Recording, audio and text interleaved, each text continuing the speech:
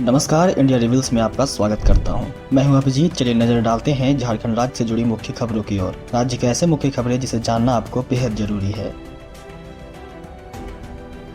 Cyber crime का गढ़ है देवघर, जामताड़ा नहीं। 22 राज्यों की पुलिस की नाक में किया है दम। देवघर में साइबर अपराध दिन प्रतिदिन बढ़ता जा रहा है। साइबर अपराध रोकने के लिए पुलिस लगातार प्रयास में जुटी है। इसके बावजूद साइबर अपराध रुकने का नाम नहीं ले रहा है। हालात है कि देवघर अब साइबर क्राइम का गढ़ बन गया है। पुलिस की माने तो जिले के मोहनपुर, देवपुर, जसीडीह, मधुपुर, सोनारायडाही, सारवा, सारठ, कौरो, रसिया, पाथरोल, पालोजोरी समेत अन्य थाना व ओपी क्षेत्र के युवक साइबर अपराध कर रहे हैं। बताते चले कि साइबर अपराध रोकने के लिए झारखंड सरकार ने देवघर में साइबर थाने की स्थापना की है। डीएसपी समेत अधिकारियों की प्रतिनियुक्ति कराई गई है। इसके बावजूद साइबर अपराध रुकने का नाम नहीं ले रही है। चलिए बढ़ते हैं अगली खबर की ओर। गंगा नदी के रास्ते आया बांग्लादेश का नाजिमुल, कहा आप लोगों से मिलने आया हूं। झारखंड में बांग्लादेशी नागरिक को गैर कानूनी ढंग से देश में दाखिल होने के आरोप में पकड़ा गया है। युवक की पहचान 20 वर्षीय नजीमुल हवलदार के रूप में हुई है। आरंभिक पूछताछ में बांग्लादेशी नागरिक ने बताया कि वह भारतीयों से परिचय करने और मिलने जुलने के इरादे से आया था। हालांकि पुलिस उसकी गतिविधियों को संदिग्ध मान रही है और गहन पूछताछ कर रही है। उसके भारत में अनधिकृत प्रवेश करने के बारे में पूछताछ कर रही है। चलिए बढ़ते हैं अगली खबर की ओर। रांची विश्वविद्यालय ने जारी किया एकेडमिक कैलेंडर। 15 मार्च के बाद होगा दीक्षांत समारोह। रांची विश्वविद्यालय प्रशासन ने एकेडमिक कैलेंडर 2023 जारी कर दिया है। इसकी जानकारी राजभवन व उच्च शिक्षा विभाग को भी उपलब्ध करा दी गई है। इधर विश्वविद्यालय द्वारा इस वर्ष दीक्षांत समारोह 15 मार्च के बाद कराए जाने की संभावना है। जारी कैलेंडर के मुताबिक स्नातक रेगुलर व वोकेशनल सेमेस्टर 5 यानी 20-23, सेमेस्टर 3 सत्र यानी 21 से 24 तथा सेमेस्टर 1 यानी कि सत्र 22 से 25 की परीक्षा मार्च के पहले हफ्ते में लेने का निर्णय लिया गया है। इसी प्रक्रिया सेमेस्टर 6 यानी कि 2020 से 23, सेमेस्टर 4 यानी कि सत्र 2021 से 24 तथा सेमेस्टर 2 यानी सत्र 22 से 25 की परीक्षा जून के प्रथम सप्ताह में होगी। स्नातकोत्तर सेमेस्टर 4 सत्र 2021 से 23, सेमेस्टर 2 यानी कि सत्र 22 से 24 की परीक्षा मई के पहले हफ्ते में ली जाएगी, जबकि स्नातकोत्तर सेमेस्टर 1 सत्र 22 से 24 की परीक्षा मार्च के अंतिम सप्ताह में ली जाएगी। चलिए बढ़ते हैं अगली खबर की ओर। ईडी ने राज्य सरकार को लिखा पत्र। इंजीनियर वीरेंद्र राम की संपत्ति, नौकरी और टेंडर के खेल की पूरी जानकारी मांगी। कई सरकारी अधिकारी रडार में। 100 करोड़ से ज्यादा की अवैध संपत्ति के मालिक वीरेंद्र राम ईडी की हिरासत में है। वीरेंद्र राम को सस्पेंड करने की अनुशंसा विभाग द्वारा कर दी गई है। ईडी ने लंबे समय से वीरेंद्र राम को फोन सर्विलेंस पर रखा था। इसी दौरान कई लोगों से वीरेंद्र राम ने बातचीत की है। इसमें कई अधिकारी और उसके सहयोगी के नाम भी शामिल हैं। ऐसे में कई सरकारी अधिकारी ईडी के रडार में है। एक तरफ ईडी वीरेंद्र राम से पूछताछ कर रही है तो दूसरी तरफ सरकार से चिट्ठी लिखकर अहम जानकारी मांगी गई है। ईडी वीरेंद्र राम से टेंड मैसेज करने की पूरी जानकारी के साथ साथ उन लोगों के नाम पूछ रही है जो इस खेल में शामिल है।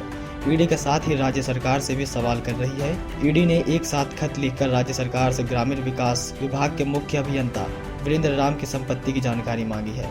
इतना ही नहीं, इस चिट्ठी में ईडी ने यह भी सवाल किया है कि अब तक वीरेंद्र राम द्वारा निपटाए गए टेंडर और सरकारी बंगला आवंटन के साथ साथ इनकी नौकरी से जुड़ी डिटेल भी मांगी है। चलिए बढ़ते हैं अगली खबर की ओर। रामगढ़ उपचुनाव में राजनीतिक दलों ने झोंकी अपनी पूरी ताकत। आज थम जाएगा प्रचार। 27 फरवरी को मतदान, 2 मार्च को नतीजा बताएगा कौन कितने पानी में है। रामगढ़ विधानसभा उपचुनाव का शोर आज थम जाएगा। महागठबंधन के साथ मुख्यमंत्री हेमंत सोरेन ने उपचुनाव में जीत के लिए अपनी पूरी ताकत लगा दी है। दूसरी तरफ भाजपा के साथ गठबंधन में आजसू ने इस सीट पर सुनीता चौधरी को मैदान में उतारा है। इस सीट पर लंबे समय से आजसू का कब्जा रहा है। चंद्र प्रकाश चौधरी के सांसद बन जाने के बाद कांग्रेस की ममता देवी ने इस सीट पर जीत हासिल की थी। सोमवार 27 फरवरी को मतदान होना है। 2 मार्च को वोटों की गिनती होगी। दोनों पार्टियों ने उपचुनाव में जीत के लिए जमकर प्रचार किया है। रामगढ़ विधानसभा में जीत के लिए झामुमो, कांग्रेस, राजद, झापा, भाजपा और आजसू सहित कई दलों के नेताओं ने खूब प्रचार किया है। इस चुनाव में कांग्रेस और आजसू के बीच सीधी लड़ाई है, लेकिन कई निर्दलीय भी इस सीट पर चुनौती दे रहे हैं। लेकिन रामगढ़ के लोगों का मानना है कि टक्कर आजसू और कांग्रेस के बीच ही होगी। चलिए बढ़ते हैं अगली खबर की ओर। Institute of hotel management Ranchi से अब जेएनयू की डेयरी। यूजी पीजी कोर्सेज के लिए एडमिशन प्रोसेस शुरू, इसी साल से मिलेगा सर्टिफिकेट। रांची में रहते हुए जवाहरलाल नेहरू यूनिवर्सिटी की डिग्री चाह रहे स्टूडेंट के लिए अच्छी खबर है। अब यहां से भी जेएनयू की डिग्री ली जा सकती है। इसकी शुरुआत कर रहा है university of hotel management Ranchi. JNU की डिग्री मिले, इसके लिए national council for hotel management और जेएनयू के बीच करार हुआ है। स्टूडेंट का इसका लाभ इसी सत्र से एडमिशन लेने के साथ शुरू हो जाएगा। जेएनयू का सर्टिफिकेट यूजी और पीजी दोनों कोर्सेज पर लागू हो रहा है। जेएनयू के साथ हुए इस करार का लाभ स्टूडेंट को कई तरह से मिलेगा। इसके पीछे का मकसद स्टूडेंट को देश ही नहीं विदेश में भी बेहतर अवसर दिलाना है। यूजी और पीजी की पढ़ाई और जेएनयू की डिग्री मिलने के बाद स्टूडेंट को देश विदेश की यूनिवर्सिटी में पढ़ाई और रिसर्च वर्क के लिए स्कॉलरशिप और एजुकेशन लोन मिलना आसान हो जाएगा। इसके अतिरिक्त उन्हें जॉब मिलने की भी सहूलियत होगी। चलिए बढ़ते हैं अगली खबर की ओर। मौसम ने बदला मिजाज, 7 साल बाद फरवरी में 8 दिन में ही पारा 300 के पार, मार्च में 400 के पार जाने की आशंका। फरवरी बीती नहीं है लेकिन पारा तेजी से ऊपर चढ़ रहा है।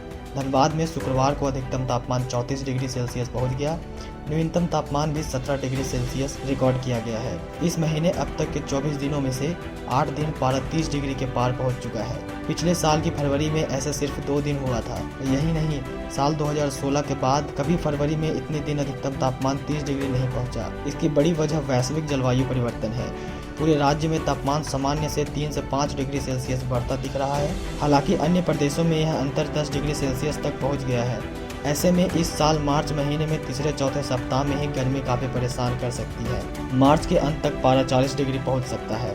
चलिए बढ़ते हैं अगली खबर की ओर। जीरो टाइम पॉलिसी लागू, जिस स्टेशन पर रोज 40 से कम बुकिंग, वहां नहीं रुकेगी ट्रेन। रेलवे ने जीरो टाइम पॉलिसी लागू कर दी है। इस नियम के तहत पैसेंजर ट्रेनों को उसी स्टेशन पर स्टॉप मिलेगा जिसमें 50 किलोमीटर की दूरी से ज़्यादा के 40 टिकट की बुकिंग हो रही है अथवा उस स्टेशन से रोजाना कम से कम 16,000 रुपये का आय हो। इस नियम के लागू होने से दर्जनों ट्रेनों में स्टॉपेज कम हुए हैं।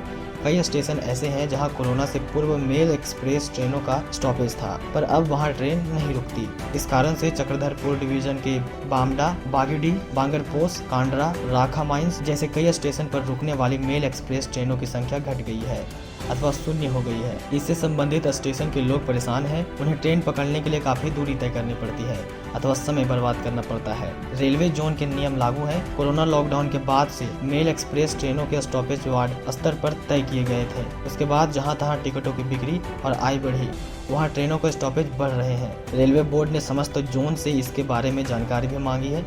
रेलवे ने स्टॉपेज शुरू करने के लिए देश भर के लिए एक नियम बना दिया है।